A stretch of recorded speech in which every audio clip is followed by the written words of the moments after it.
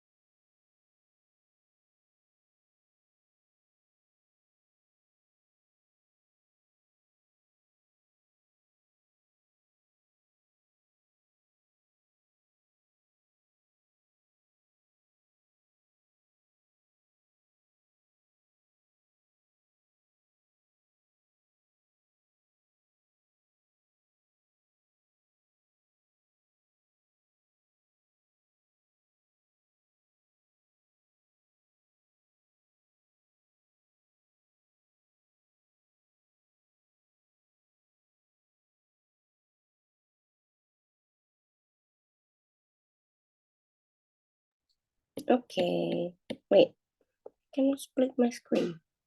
Bentar ya.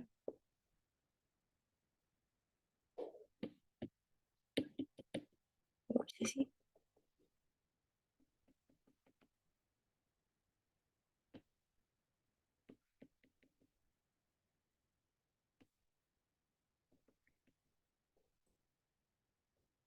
Ya udah apa deh. I will share my screen. Nah,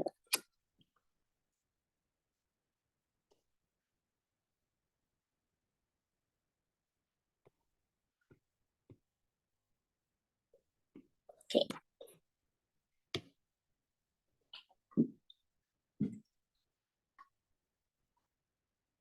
Oke, kita lanjutkan yang kemarin.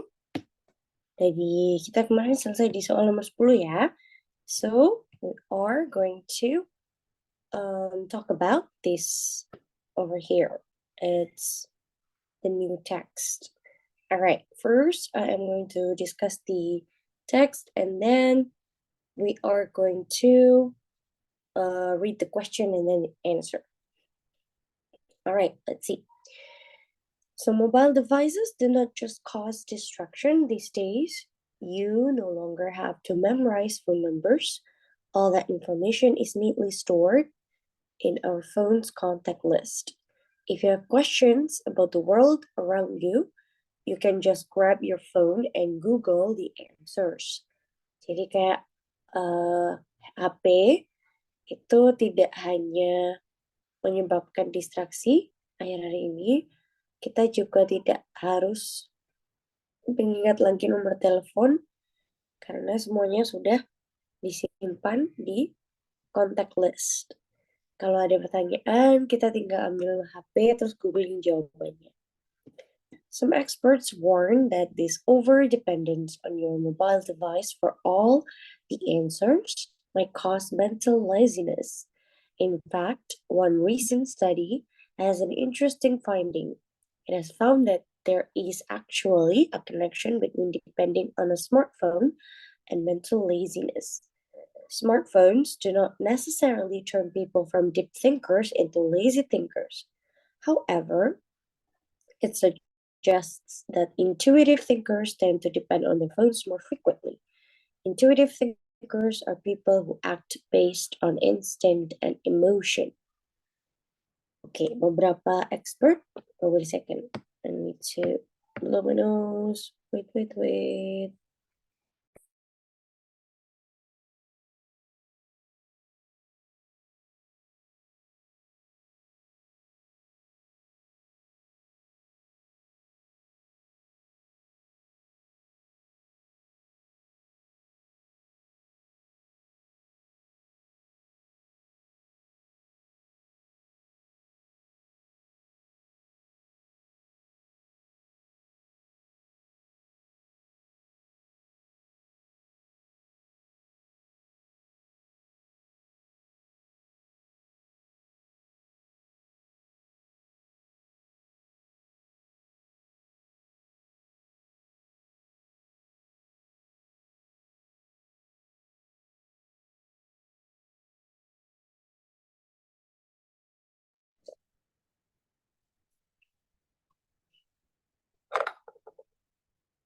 Oke. Jadi beberapa ahli itu mengingatkan bahwa ketergantungan yang berlebihan ini terhadap HP untuk mencari jawaban ya, bisa menyebabkan kemalasan mental. Faktanya, ada sebuah penelitian baru-baru ini yang menunjukkan adanya penemuan yang sangat menarik. Ada koneksi antara bergantung terhadap smartphone dengan kemalasan mental. Jadi smartphone tidak membuat orang yang tadinya dia tuh deep thinkers atau pemikir yang sangat dalam menjadi pemikir yang malas, tetapi itu membuat suggest atau mengindikasikan adanya kecenderungan bahwa pemikir yang intuitif itu cenderung lebih bergantung kepada HP-nya daripada sebelumnya gitu kan. Jadi intuitive thinkers ini adalah orang yang mengambil tindakan berdasarkan insting dan emosi. Intuitive. Kalau misalnya kalian ini baca tentang MBTI, yang N itu intuitive. Ada N, ada S. S itu sensing, N itu intuition. If you depend on the internet too much, you can't know how you have the correct answer, except if you think about it logically, explained Gordon Pennycook, one of the Shooty's co-authors. Our research supports the connection between heavy smartphone use and lowered smartphone use. Our research supports the connection between heavy smartphone use and lowered intelligence, said Pennycook. Whether smartphones actually decrease intelligence is still an open question. It requires further research.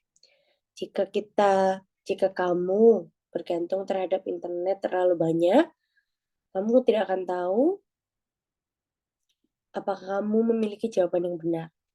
Kecuali kamu berpikir secara logis, memikirkan itu secara logis. Jadi Gordon Pennycook ini salah satu co-author di penelitian ini, mengatakan demikian. Penelitian kami mendukung adanya koneksi antara penggunaan smartphone yang berlebih dengan kecerdasan yang menurun, penurunan kecerdasan gitu, kata Pennycook. Tetapi apakah smartphone itu benar-benar bisa menurunkan kecerdasan, itu masih pertanyaan terbuka karena harus diteliti lebih jauh lagi. The researchers warn, however, that the use of mobile devices has been so progressive, it is much more progressive than the available research on the subject. Researchers are just at the beginning stages of understanding the potential effects of smartphone use on the brain. Mobile devices certainly have some disadvantages. However, the researchers also suggest the possible benefits of smartphone use to the brain. Jadi, mereka memperingatkan bahwa penggunaan mobile phone atau HP itu sudah terlalu progresif. Lebih progresif daripada jumlah penelitian yang ada di subjek tersebut. Jadi peneliti ini baru mau mulai memahami potensi efek smartphone ini terhadap otak. Gitu. Tapi orang-orang sudah terlanjur ketergantungan terhadap gadget mereka. Oke, jadi HP ini punya kekurangan atau kerugian menggunakan HP. Tetapi peneliti juga mengindikasikan bahwa ada keuntungannya untuk otak penggunaan smartphone ini. Alright, now we're going to the question. Let's go to, I don't know why I cannot split the screen. I think I need to restart my device later. Okay, so Alma, Aura, Firda, and Nizar. Okay, Alma first. Let's go, number 11, Alma. Number 11. What is the topic of the passage? B. Smartphone use and thinking ability. That's right. smartphone use and thinking ability. Karena fokusnya adalah adanya indikasi bahwa penggunaan berlebih bisa membuat si intuitive thinker ini menjadi lazy thinker. Alright, great. Number 12. Tadi siapa tadi? Aduh. Lupa. Aura, let's go Aura. The word Google in paragraph 1 can be replaced by search. Search, that's correct. Jadi karena Google itu sangat banyak digunakan dan sangat umum untuk digunakan, akhirnya dia tuh berubah menjadi, dia tuh coined, menjadi sebuah istilah baru, menjadi sebuah verb atau kata kerja baru. You can Google it. Padahal can itu kan model verb yang diikuti dengan verb, ya kan? Jadi you can Google it, please Google it, kayak gitu. She Googles it. Jadi kalau dikasih di setelah he, she, it dikasih s seperti verb s gitu kan. She drinks, she eats, she Googles it. Jadi dia sekarang menjadi sebuah kata kerja. Dan that's official. I think you can find that in the dictionary as well. Jadi kamus Google sudah diserap menjadi satu kata kerja. Okay, Firda, number 13, please. Based on the passage above, which of the following statement is not correct? C. Yang tidak benar? C. Smartphone enable our brain to be stimulated and find a solution to a problem. Coba kita cek yang A ya. There is a relation between frequent use of smartphone and a decrease in IQ. Yes. Ada di sini ya. Ada relationnya, ada hubungannya, tapi bukan penyebab utamanya. Okay, thinkers who tend to use their intuition depend a lot on their phones. Yes. Look. Terus, smartphone enables our brain to be stimulated and fun. No. Research on the use of mobile devices has been lacking behind the actual use of the device. Yes. Researchers are in the early stage. Yes. Okay, so great, Firda. That's correct. It's C. Good job. Sekarang kita langsung lanjutkan ke teks berikutnya. Oh, it's about gray parrots. Kita kayak kalau nggak salah pernah membahas ini nggak sih? Remind me again. Or not? Or did I talk about this with my other students? Okay, wait. All right. Flocks of chattering African. Okay, wait a second. Wait a second. I have to turn that off. Wait.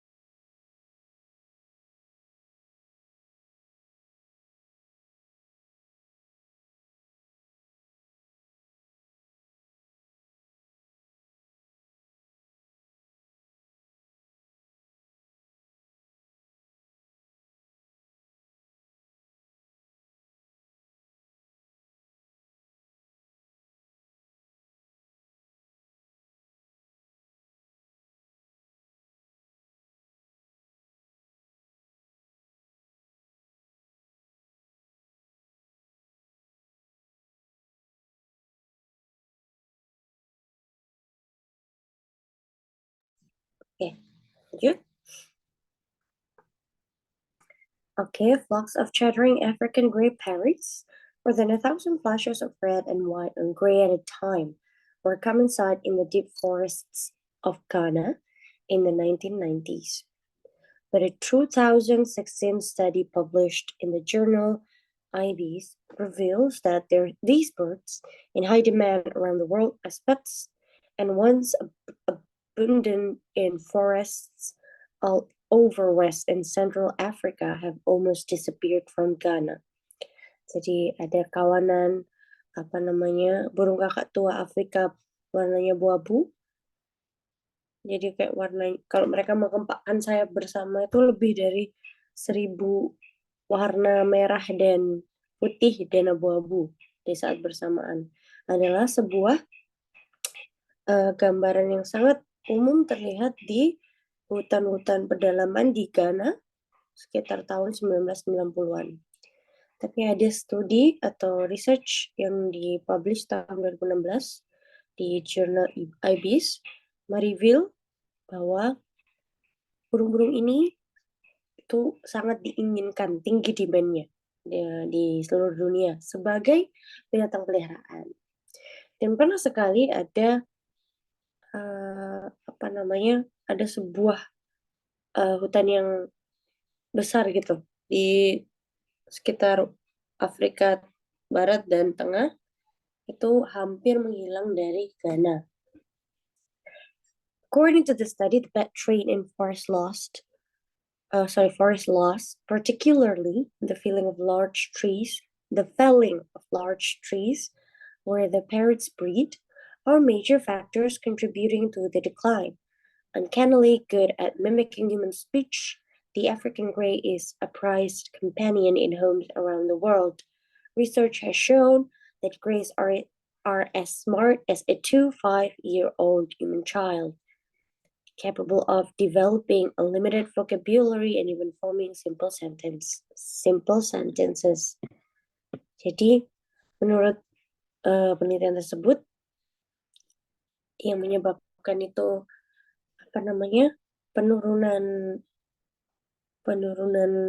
jumlah itu tadi adalah ya jual beli binatang peliharaan, kemudian berkurangnya pohon-pohon besar di mana si burung kakak tua ini beranak. Jadi mereka sangat bagus dalam menirukan perkataan kita, sehingga membuat si African Grey ini, burung ini menjadi teman yang sangat berharga gitu di seluruh dunia, teman yang mahal. Dan penelitian menunjukkan bahwa si Grace, burung-burung Grace ini sangat sepintar anak usia 2-5 tahun yang bisa mengembangkan kosakata yang cukup terbatas, tapi dia juga bisa membuat satu kalimat. Jadi kalau ngobrol sama burung-burung ini seperti ngobrol dengan anak umur 2-5 tahun.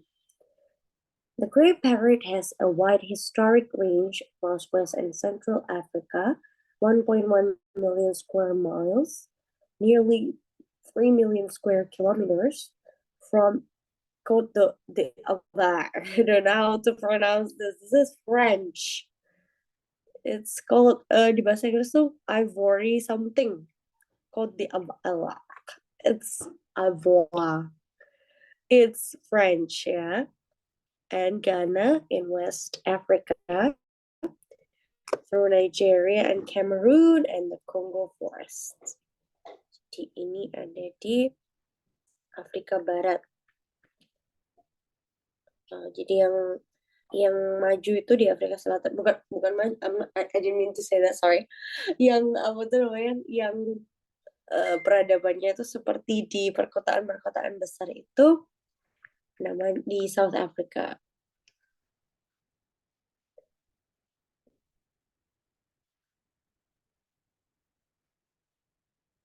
Oh iya, di Ivoire itu the Ivory Coast. Kalau bahasa Inggrisnya ya. Oke. Jadi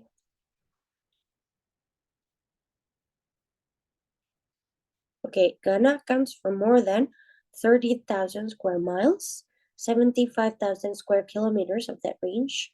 But losses of greys, there have not been some of the most devastating. These African grey parrots were rescued from smugglers and released on Ngamba Island in Lake Victoria. this African gray parrot is the single most heavily traded wild bird. Jadi burung kakak tua abu-abu ini memiliki nilai historis yang sangat luas sepanjang Afrika Barat dan Afrika Tengah. Ada 1,1 juta mil kuadrat atau 3 juta kilometer kuadrat dari Tanjung Ivory dan Ghana di pantai Ivory. Oh my god. Kalau di bahasa Indonesia kita panggilnya tuh Pantai Gading. Oh my god. Ivory Coast Pantai Gading. Ivory itu kan warna gading, Pantai Gading. Dan Ghana di Afrika Barat menuju Nigeria, Cameroon, dan hutan Kongo. Ghana itu memiliki daerah di situ sebesar 30.000 mil kuadrat atau 75 km kuadrat atau persegi dari range tersebut. Tetapi kehilangan burung-burung ini adalah salah satu hal yang paling menyedihkan. Akhirnya ketika ditemukan burung-burung ini ditemukan dan dibebaskan dari para penyelundup ya. Jadi binatang-binatang eksotis kayak gini nggak bisa diperjualbelikan bebas, biasanya diselundupkan. Mereka ini dilepaskan di Pulau Ngamba di daerah Victoria, dan burung-burung ini adalah adalah yang paling paling banyak diselundupkan saking banyaknya permintaannya. The gray parrot population in Ghana has increased catastrophically, and the species is now very rare across the country, said Nigel Collar of BirdLife International, a global partnership dedicated to conserving birds and their habitat. Collar was one of the authors of the paper, which notes that since 1992, Ghana has lost 90 to 99% of its African greys. Jadi populasi gray parrot di Ghana ini menurun dengan sangat mengerikan, sangat drastis, nggak drastis lagi, mengerikan, catastrophically. Dan spesiesnya itu sudah menjadi sangat langka di seluruh negara, di seluruh negerinya Ghana itu tadi.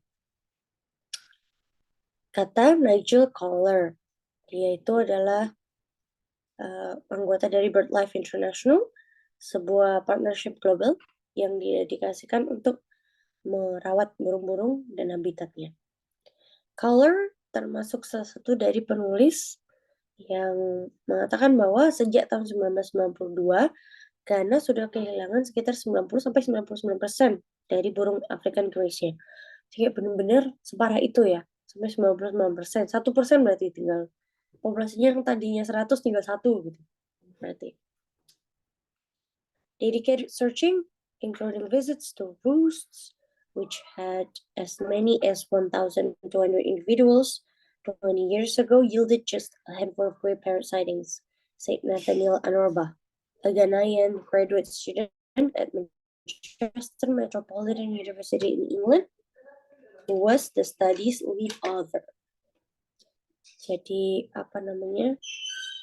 salah satu usaha mereka tuh ya mencari juga visit ke roostnya tuh kayak sarang tempat mereka menetaskan telur tadi ya.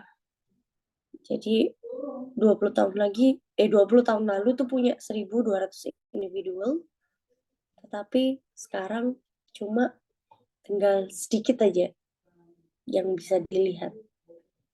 Kata Nathaniel Anorba, seorang mahasiswa S2 di Manchester Metropolitan University di Inggris, yang merupakan penulis utama dari penelitian ini. That's so sad. All right. Number 14, I think it's me. It's Nizar. Okay, Nizar, let's go. Number 14, please. Let's go, Nizar. Okay. The author first quotes call statement, and then B statement is followed by B claim from Bird International. Quote, scholar, statement. Caller bilang apa? Oopsie. Callernya bilang apa? The grey parrot population has increased catastrophically and the species no very. Itu harusnya decrease ya. Population Miss baru sadar. Pantesan kok rasanya aneh. Increase kan naik ya. Decreased. Menurun. Oke. Enggak dong. Ya, caller statement itu yang claim from BirdLife International. Coba, setelahnya ada apa lagi? Nizar. Iya, ada yang Hmm? ini, a global partnership dedicated to conserving birds and their habitat. Iya, itu menjelaskan berarti dia sebagai membernya. Jadi dia bilang the grey parrot itu menurun gitu. Itu klaim dari BirdLife International yang diwakilkan oleh Nigel. Setelah itu apa? Yang ngomong siapa setelah itu? yang eh, Nathaniel Norba. Yang ngomong setelah itu yang Nathaniel. bawah, ya. Ya, betul. Dia mengatakan hal yang sama, berarti nomor 14 Eh,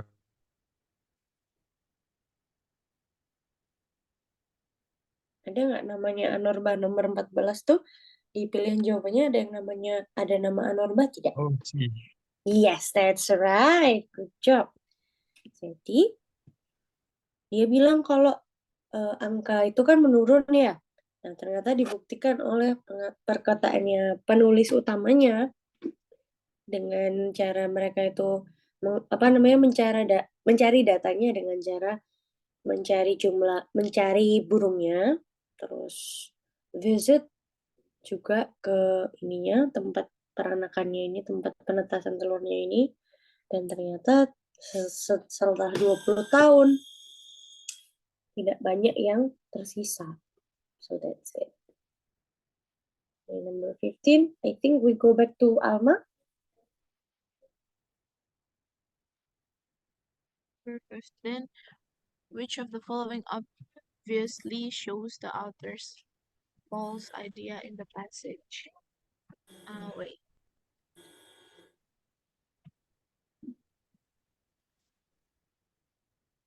D. The grey parrot population in Ghana has increased catastrophically. Idea itu berarti opini nggak ada angkanya. I think increase is wrong, right? It's decreased. The word is wrong, but there is something that's not involving numbers. There is something that indicates adjectives. Ada satu kata sifat di situ yang menurut pembuat soal tidak tepat digunakan. That's why the idea is wrong. It's false. Is that A?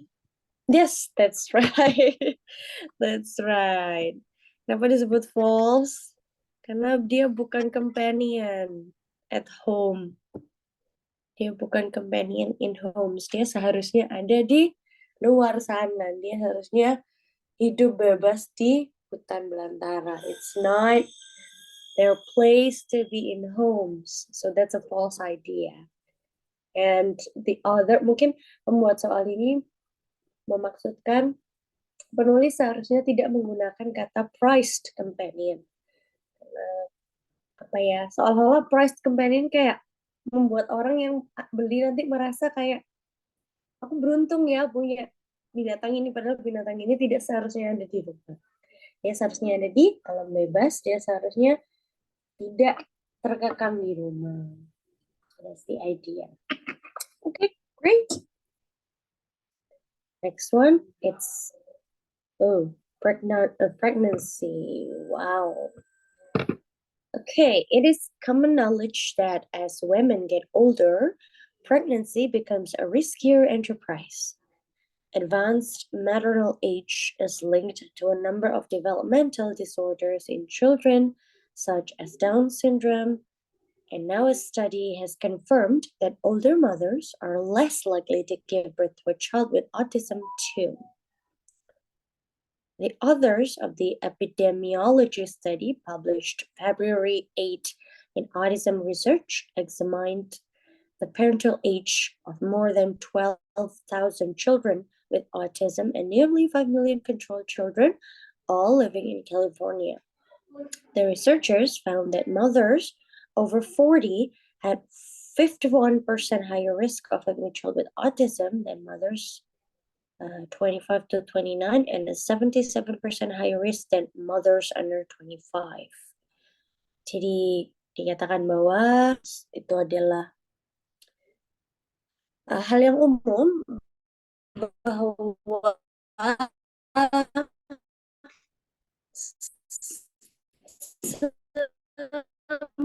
semakin tua wanita jadi ada apa namanya usia kehamilan yang usia ibu saat hamil kalau yang lebih tinggi itu dihubungkan dengan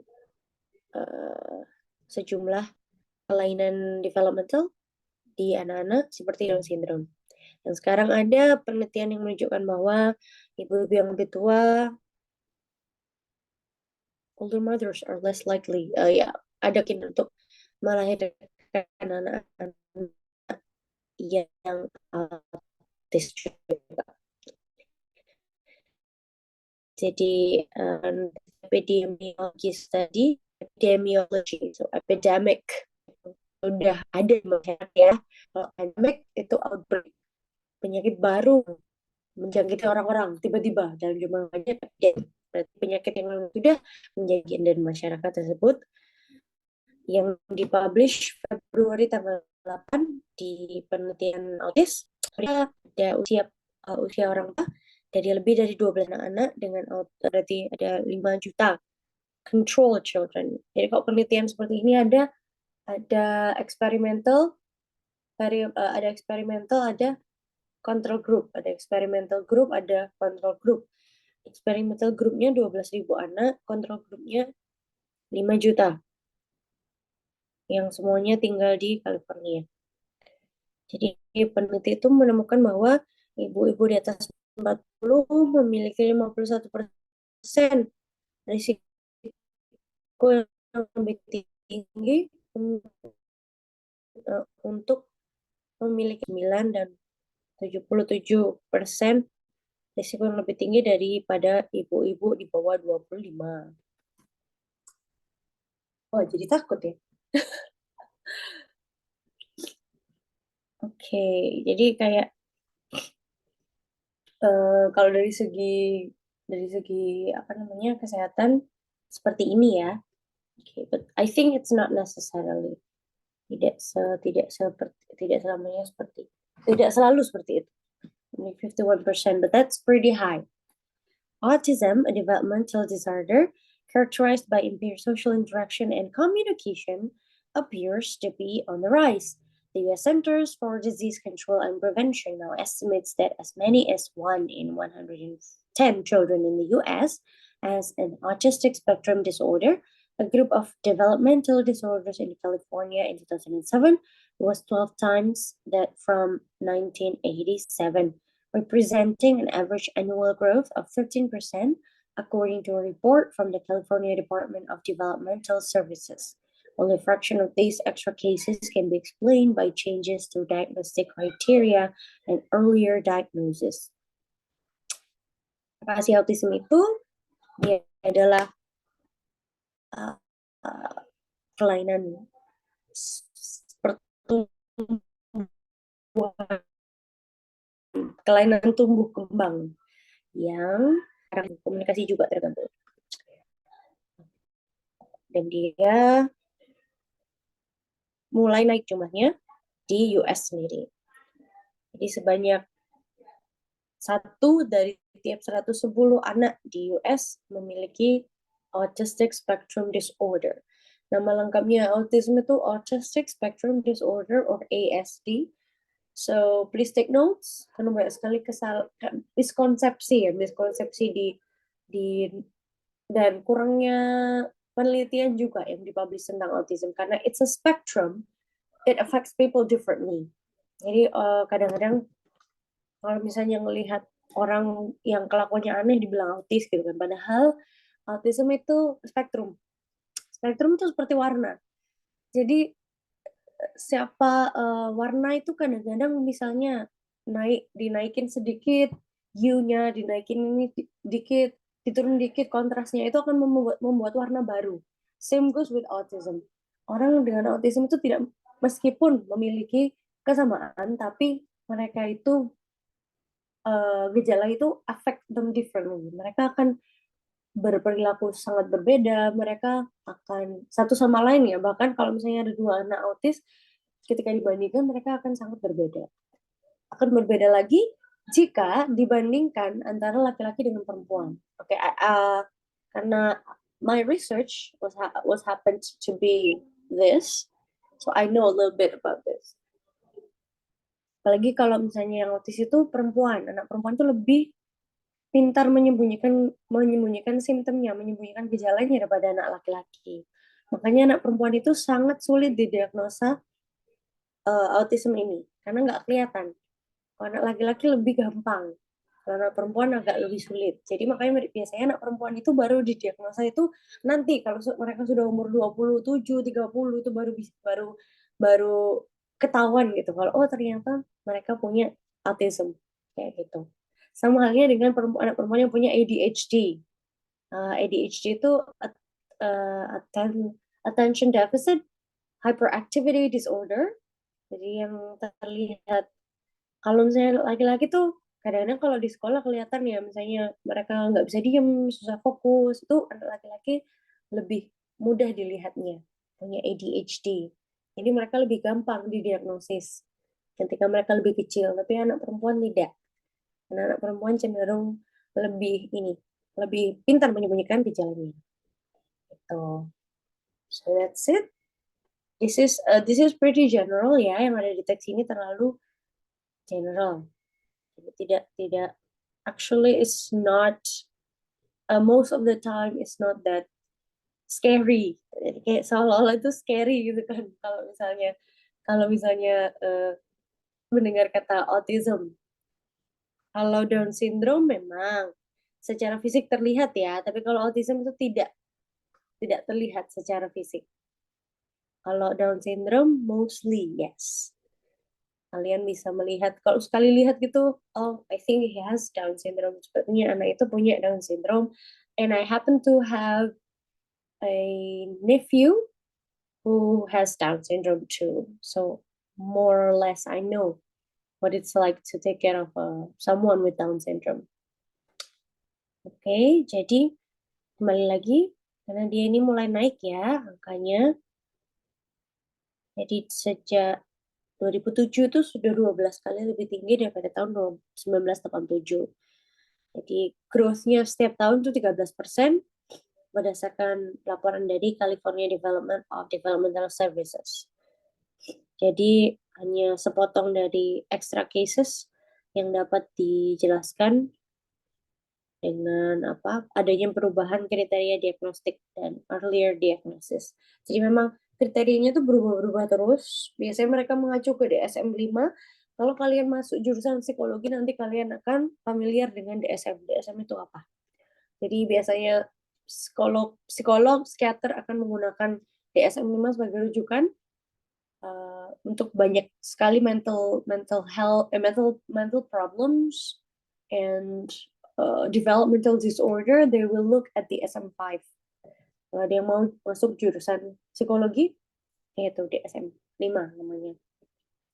Sama kalau misalnya mau kalian mendiagnosa orang ini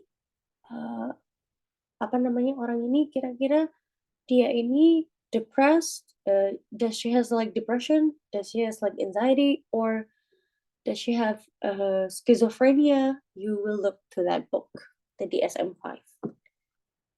Okay. Maternal age is also increasing in the US. A California-based study reported a threefold increase in the number of births to women aged 40 to 44. But this trend toward delayed childbearing accounted for less than 5% of the total increase in autism diagnoses in California over the decade. According to the study, a finding that surprised Jenny Shelton, a doctoral student in University of California Davis Department of Public Health Sciences and the study's lead author.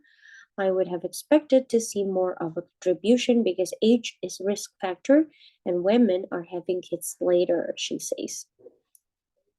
Jadi kayak usia kehamilan itu juga naik di US. Jadi ada studi yang berbasis di California melaporkan ada kenaikan 3 kali lipat di angka wanita yang melahirkan usia 40 sampai 44. Tapi tren menunda anak ini ya, terakumulasi kurang dari 5% dari total kenaikan autism yang didiagnosa di California selama 10 tahun. Menurut studi tersebut, sebuah penemuan yang mengejutkan Jenny Shelton, seorang mahasiswa doktoral di University of California yang di kesehatan masyarakat ya dia jurusannya. Dia mengira bahwa tren menunda pernikahan itu akan lebih mempengaruhi karena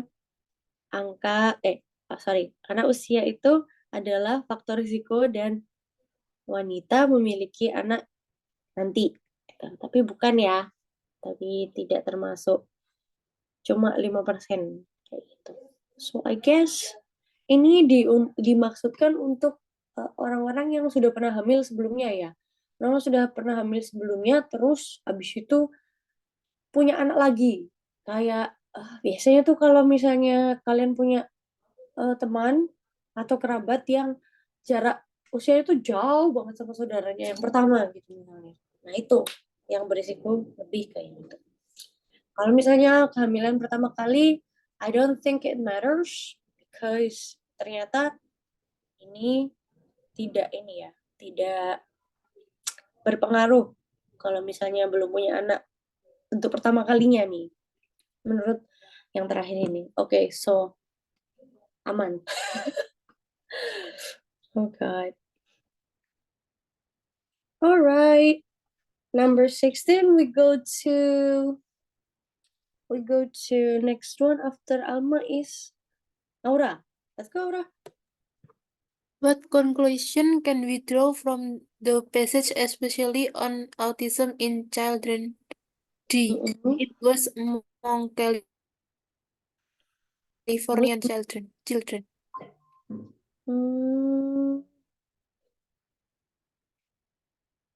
Enggak dong, berarti itu cuma di antara anak-anak California. Kan semuanya kita punya risiko terkena autism. So, I don't think any of the option is there. Kayaknya nggak ada satupun opsi yang benar deh ini. Not genetically transmitted, no. Kemudian sampai saat ini penyebab autism tuh belum ditemukan. So we can't say that it's genetically transmitted. It makes children antisocial, no. Itu membuat anak itu terbatas secara sosial, terbatas ya, bukan antisocial. Jadi kayak mereka tuh tidak bisa, contohnya mereka tidak bisa memahami social cues. Kalau di masyarakat kita punya norma, kita punya tata cara. Nah, mereka tuh kadang-kadang sulit untuk menerapkan itu. karena mereka punya rules-nya sendiri gitu. Jadi tidak anti-social ya, mereka tuh sebenarnya bisa kok berteman, banyak bahkan yang punya teman, but their way of perceiving rules are different from normal human being. Jadi tidak anti-social ya, anti-social tuh orang yang benar-benar tidak mau bersosialisasi dengan orang lain. So I think the B one, it's wrong. It is getting more infectious. No, again, dia tidak menular ya. Jadi kalau misalnya dibilang infectious, so no, dia tidak menular. It was among Californian children, also no. Karena apa? Penelitian ini memang based in California, so we cannot say it was among Californian children because like people, like children all around the world can have it. It has not been detected up to now. It is detected. Ini kan membicarakan tentang ini ya, autism di anak-anak yang usia orang tuanya itu ketika hamil mereka itu di atas 40 tahun. So number 16 for the options, they are odds. I don't think any of the options are correct. So let's just skip for number 16. Nomor 16 kita skip saja. Okay, 3 more to go. Thank you, Aura. Let's go to Firda, number 17.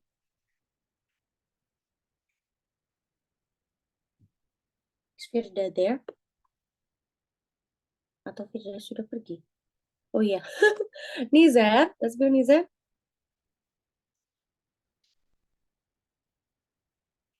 Nizar, are you there? Yeah. Yes, let's go Yeah. number 17. Number 17, please. The sentence, a California-based study reported a threefold increase in the number of births to women aged 40 to 44 in paragraph 4 can best be listed as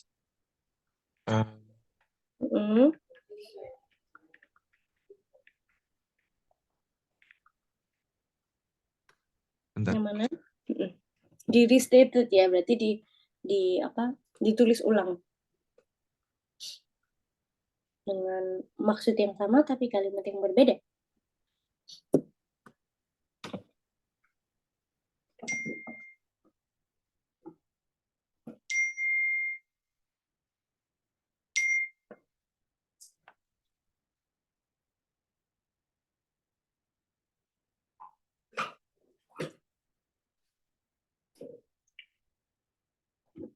Which one is it?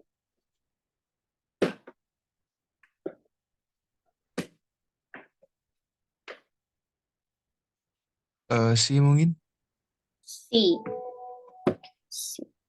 Yeah. California. Okay. The study showed that mothers. Oh no. Yang increase itu a threefold increase in the number of births to women. Oh wait.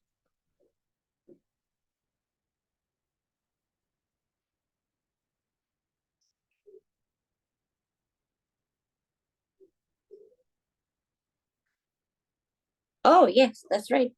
Okay. Three folds ya, 3 kali lipat. Good job. Let's go back to Alma. Alma, are you still there? Number 18, please. Number 18. What topic does the paragraph following the passage most likely discuss? Older women at high risk of having a child with autism. Okay.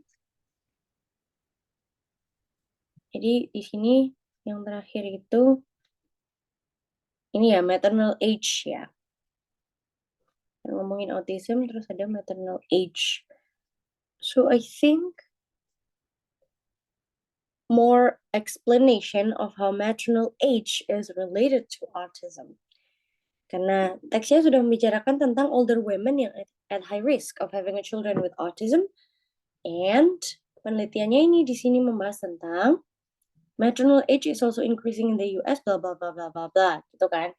Kemudian, I would have expected to see more of a contribution because age is risk factor and women are having kids later. which mean I think it's more explanation on how maternal age is related to autism compared to the others. It's fine. Let's go. Aura, can you read number 19 and I will cover number 20. Let's go number 19. The author attitude towards of passage is informative. That's right, informative. The writer didn't take stance ya, tidak ada opini penulis di dalam tulisan ini, jadi purely informative. Great. Okay, so number 20, which of the following obviously shows the other's false idea in the passage?